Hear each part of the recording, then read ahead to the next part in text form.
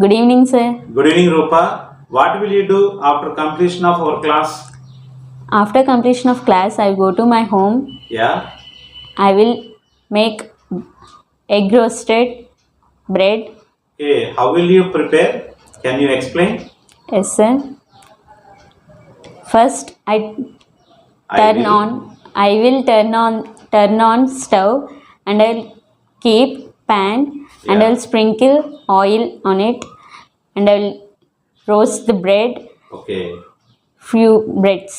I will Okay. roast the few breads, Okay. and I will take another bowl, and I will break the eggs How many eggs will you break?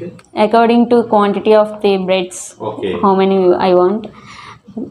I will break the eggs, and I'll mix it, and I will add pinch of salt and red chili powder and coriander powder, and I mix it for 1 to 2 minutes, and after that I will dig the roasted I piece. will dip.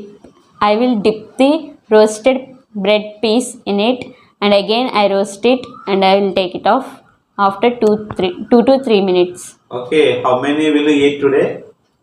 Of course, 4 to 5, sir. Nice talking to you. Thank you, sir.